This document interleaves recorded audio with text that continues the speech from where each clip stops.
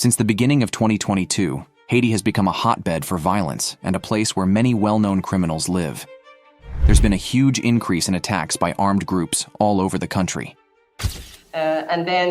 We've seen also the number of acts of armed violence against schools has increased by 9 in 1 year. And that is really worrying. For context, in just the first 4 months of 2023 alone, more people were injured in Haiti than in Ukraine. The streets of Haiti have become battlegrounds where rival gangs vie for control, leaving a trail of destruction in their wake. But what has led to this alarming escalation? And what does it mean for the future of this resilient nation? Come along as we explore the shocking reasons behind the unending gang violence in Haiti. Escalating gang violence in Haiti lately. Haiti has experienced a troubling rise in gang violence. These criminal groups are growing in number and becoming more forceful in causing harm. They're taking control in ways that cause more and more damage. This increase in violence is due to a mix of problems: the government's inability to work well, the worsening economy, the COVID-19 pandemic, and natural disasters. These issues have created a space where gangs can take over and spread out. Information suggests that there are about 200 groups of gangs currently active all over Haiti, with approximately 95 of them centered in the main city, Port-au-Prince. These gangs have not only increased in number, but have also strengthened their control over Haiti's political and economic systems. They've teamed up with politicians and government officials, working as paid helpers and benefiting from businesses. Moreover, they've become the middlemen for global criminal groups, which boosts their authority and influence over the country's political and economic affairs. This connection between gangs and the broader political and economic landscape shows the significant impact they have on Haiti's society and governance. In Haiti, there's a big problem with criminal groups. They're involved in a lot of different illegal activities like selling drugs, threatening people to get money, and kidnapping for ransom. I don't know where the bullet came from. I just got shot. I lost everything and I can't get home. They've also gotten into legal businesses, making money illegally and controlling how things work in different areas. People in Haiti are really scared because these gangs are attacking them in big numbers. Ordinary people often get hurt or lose their jobs because of this violence. Even politicians and reporters who try to speak out against the gangs can get hurt or have to hide to stay safe. This situation has taken away people's right to speak freely and live without being scared. One of the scariest things is how often large numbers of people are kidnapped by these gangs.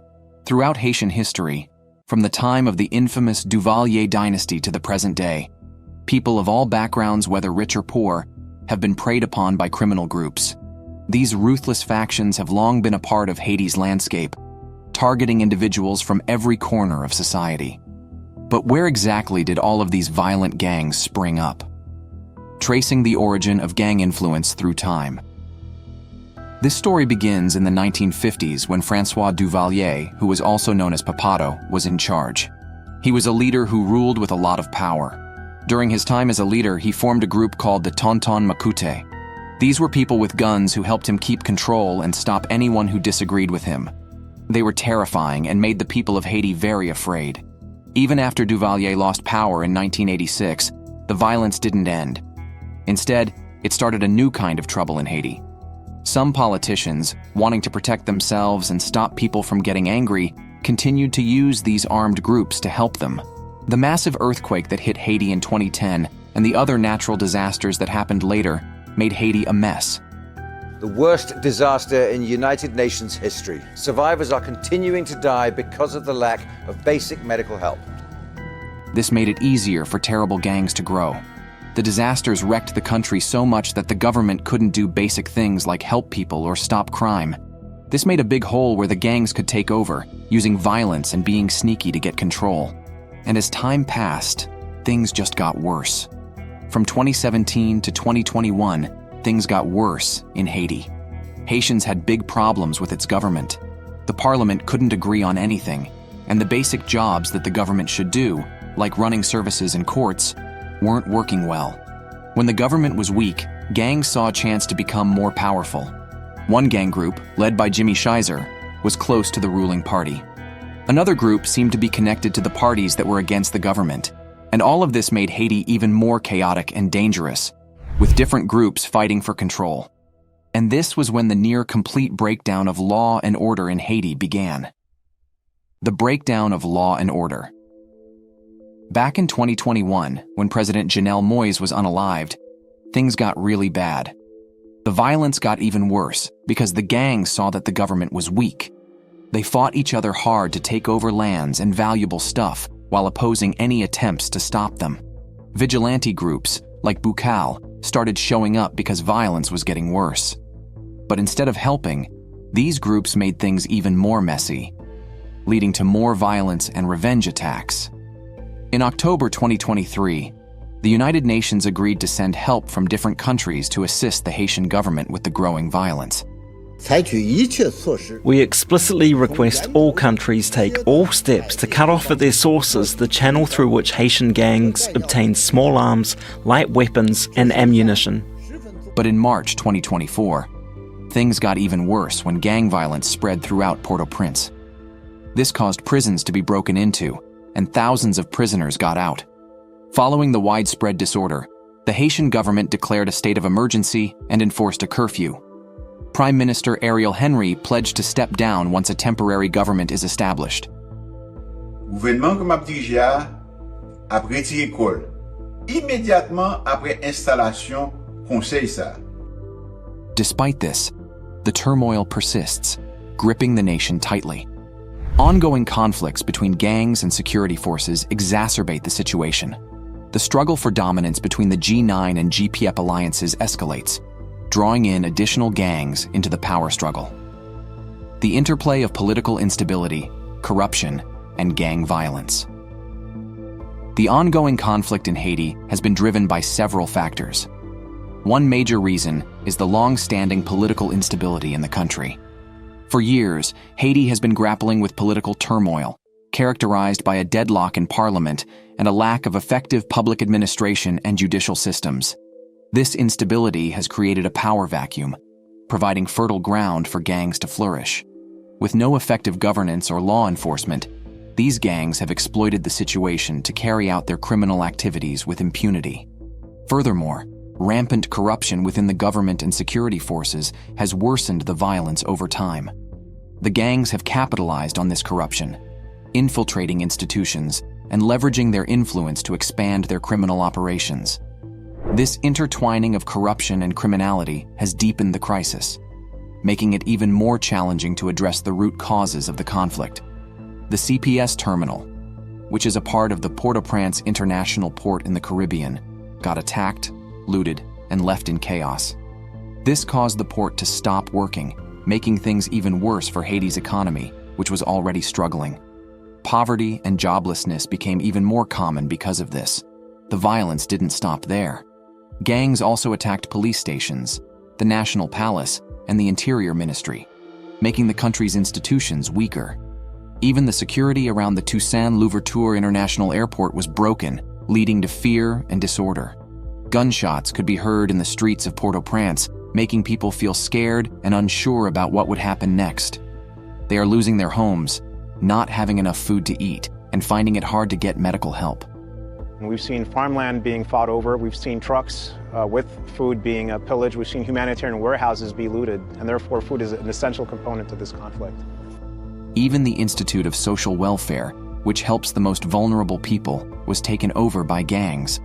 This means that those who need help the most are not getting any. Nations globally are experiencing the effect of the violence, prompting proactive measures from the United States and other nations to safeguard their embassy personnel by evacuating those deemed non-essential from Port-au-Prince due to the escalating conflict. Consequently, this has spurred immediate talks and emergency meetings among regional organizations like CARICOM, stressing the critical importance of swiftly addressing the crisis at hand. And of course, this requires all stakeholders in Haiti, especially to give a bit, to compromise a bit, and to express a collective willingness to achieve the outcomes that we are setting ourselves to achieve. Prime Minister Ariel Henry, feeling heavy pressure from countries around the world, stepped down from his position. Yet, the chaos and violence persist without pause. Gangs clash relentlessly with security forces, leaving the situation tense and dangerous. There's no sign of the bloodshed and suffering coming to an end anytime soon. The initial burst of violence has seized control of the streets of this Caribbean nation, plunging its people into a deep sense of fear and uncertainty. The number of civilians hurt or unalived is still unclear, but it's certain that the damage is severe. The situation became extremely serious, leading airlines to stop flights to the nearby airport because it was being heavily attacked as the violence escalated. The movement of people leaving Haiti has been massive. Families, taking only what they absolutely need, have set out on dangerous trips, sometimes having to walk to nearby countries, hoping to find safety and shelter. The brains behind these bad deeds is none other than gang boss Jimmy Barbecue Shire. He boldly stated that he wants the current acting Prime Minister, Ariel Henry, to quit. But what's frightening is his warning that there could be a big fight and lots of people hurt if he doesn't get what he wants. The security perimeter around Toussaint Louverture International Airport was also breached, causing panic, and chaos gunfire echoes through the streets of Porto, creating an atmosphere of fear and uncertainty. The once orderly country has crumbled swiftly, leaving fear and uncertainty in its wake. The real dread sets in when you realize that if the police force collapses, you're at risk of becoming a hostage, trapped in a place where even the airports are shut down. The U.S. State Department urgently advises Americans to leave, but for many, escape seems impossible. They're stuck amidst the violence, feeling the grip of fear tighten around them. And it was only a matter of time before the violence on the streets spread into other quotas, like Haiti's most notorious prison. Chaos in Haiti's most secure prison. The situation for people in Haiti has become very serious. In March 2024, there was a lot of trouble because prisoners broke out of jails due to storms. This made things even worse because there were suddenly many more people causing chaos and breaking laws. Innocent people are suffering because of this.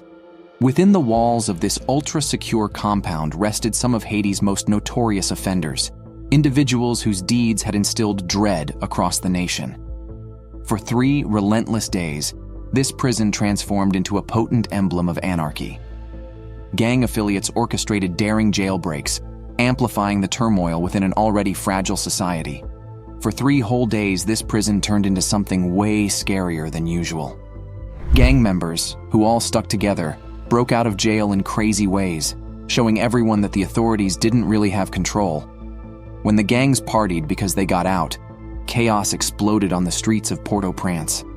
There weren't enough cops in some areas, so armed gangs took over, stealing and wrecking everything in sight.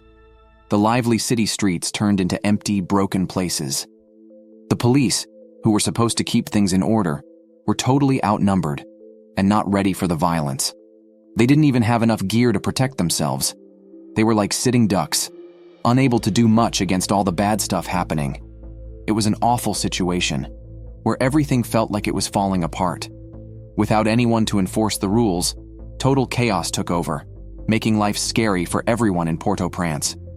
Seeing with their own eyes the terrible suffering of the people they've promised to keep safe, they cry out for help.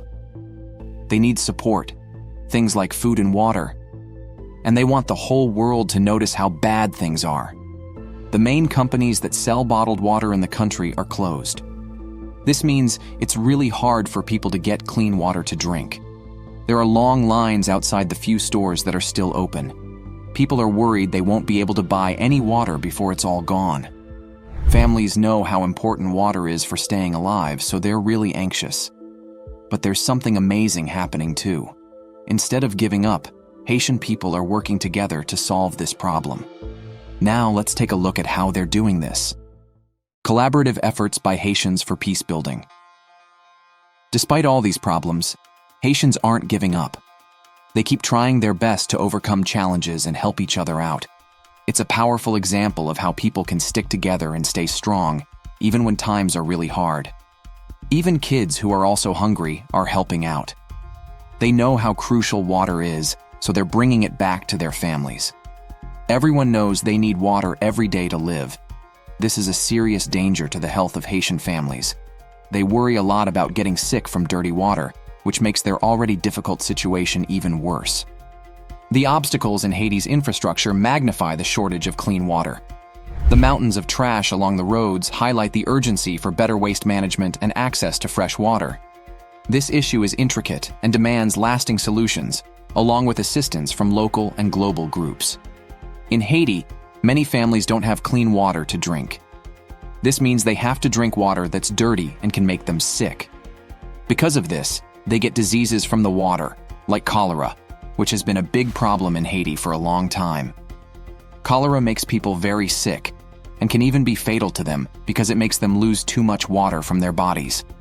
Since there isn't enough clean water, these diseases spread easily and make more people sick, especially those who are already not very healthy.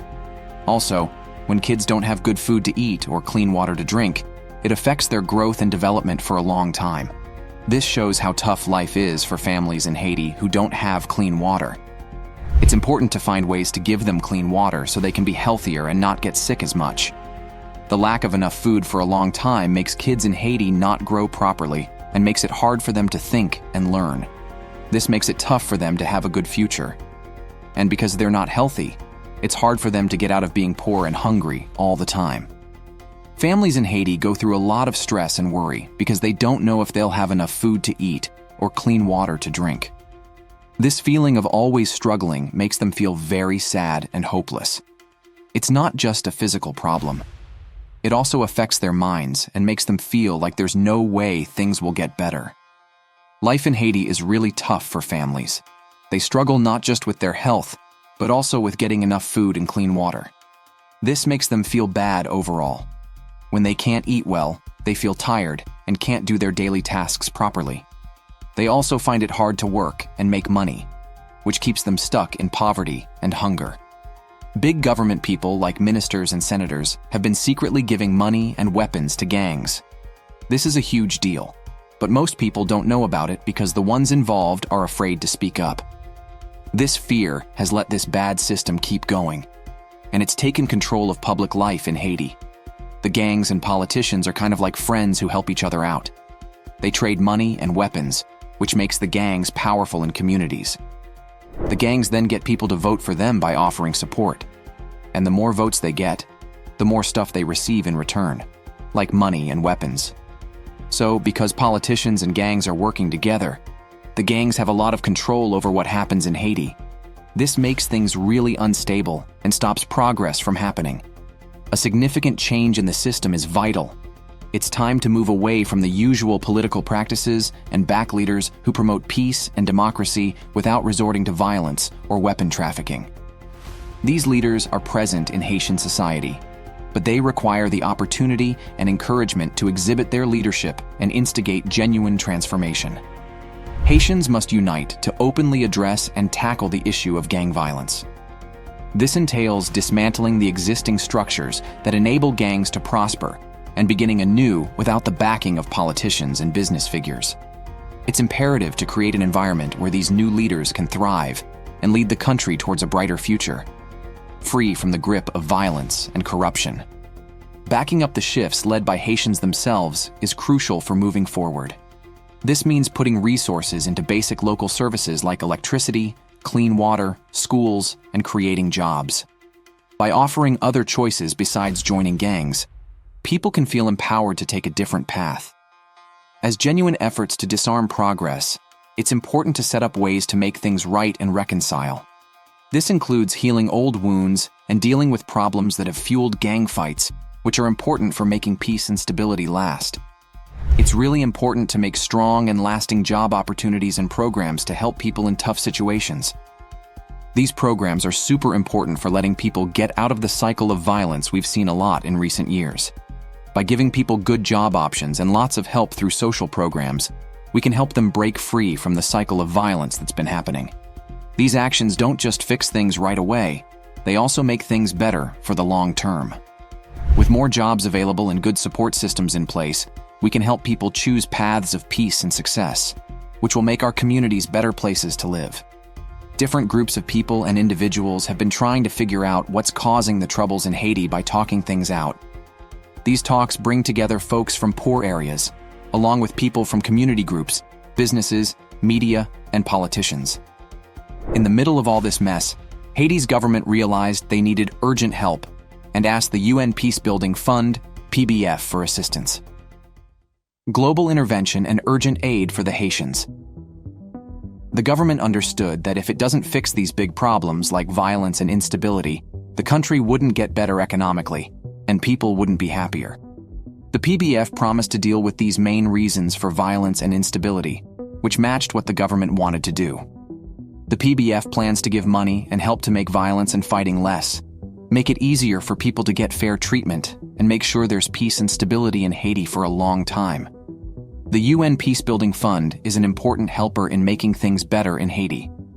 It focuses on bringing peace by stopping fights, making sure things are fair, and making laws and security stronger.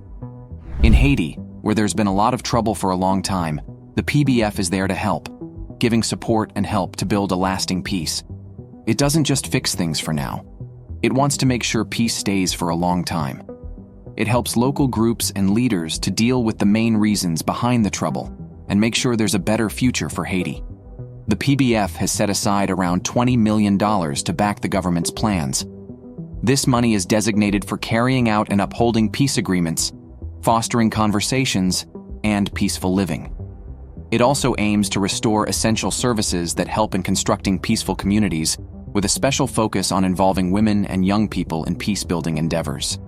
The PBF acknowledges the crucial role they play in making real and enduring transformations happen through its actions. The PBF is helping where the UN peacekeeping mission used to help. It's giving important things to make projects bigger in places the mission used to work. The PBF really cares about helping Haiti's most in-need communities. This shows they focus on helping people, which is very important.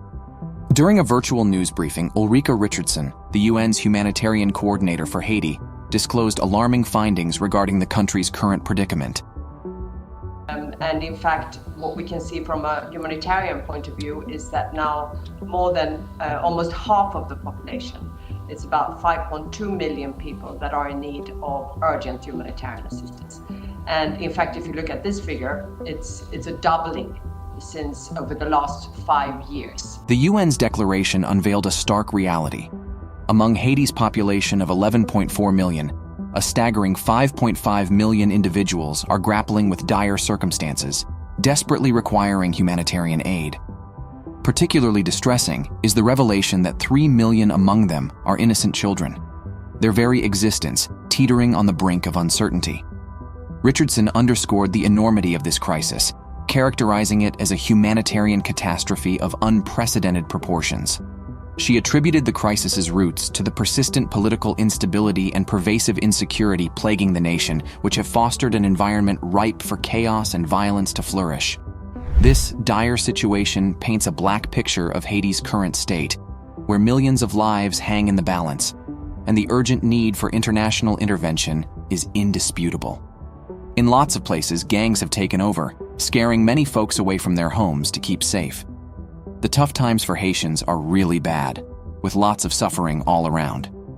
Richardson pointed out how bad things were by saying January was the worst for violence in 2 years, and it got even worse in February, with 2,500 people losing their lives in just 2 months. It's a sad and scary situation for Haiti and its people. Time is running out when people ask if the UN might leave Haiti. Richardson said they're not at that point yet. He said the UN is still really committed to helping the people of Haiti in every way they can. Richardson hopes a bunch of different countries can send a security team to bring back peace and protect the people who need it most. Haiti has been dealing with a lot of fighting between gangs and problems with how its government works for a long time. But in the last few months, things have gotten really bad. There are more and more cases of people being kidnapped, unalived, or robbed at gunpoint. And it's happening so often that it doesn't even surprise people anymore. Because of all this trouble, a lot of people are leaving Haiti to go somewhere safer. The problems in Haiti aren't just one thing causing trouble. Gangs are a big part of it, making life scary for regular people and making the government's job even harder. People in Haiti are scared and don't know what's going to happen next. The increase in violence and problems with how the government works are making life in Haiti really tough. Families are being torn apart, jobs are disappearing, and it feels like things are never going to get better. People leaving Haiti isn't just because they're scared, but also because they don't think things will ever improve at home. Even though things are really tough right now, there's still hope for Haiti. People from other countries are trying to help by fixing the reasons why there's so much violence and problems with the government. If things keep going this way, Haiti might have a chance to become a better place to live. But it's going to be a long and hard journey. The recent departure of Prime Minister Ariel Henry, who fled the country, has made the crisis even more serious, showing how severe it is. According to the International Organization for Migration, many neighborhoods in Port-au-Prince have seen a significant increase in violent attacks since February 29th. As a result, around 15,000 people have been forced to leave their homes in search of safety and security. This situation highlights the urgency of addressing the escalating violence and ensuring the well-being of those affected. It's crucial to take action swiftly to help the people who are suffering because of the violence. The growing number of displaced individuals emphasizes the pressing need for measures to restore peace and stability in the affected areas. The emergency happening in Haiti needs quick help from countries around the world. The very serious truth of the situation can't be missed. People's lives are in danger, and the Haitian people are suffering a lot. It's really important that we deal with this problem as soon as possible. The difficulties faced by the Haitian people call for our immediate attention and kindness. We can't ignore what they're going through. We need to send aid and support right away to ease their suffering and save lives. All countries should come together to help Haiti during this hard time and work together to provide what's needed to help those who are struggling. It's only by working together and showing support that we can bring comfort and hope to the people of Haiti. Will the suffering of the Haitian people be alleviated? Let us know your thoughts in the comments section. Don't forget to subscribe and click on the like button.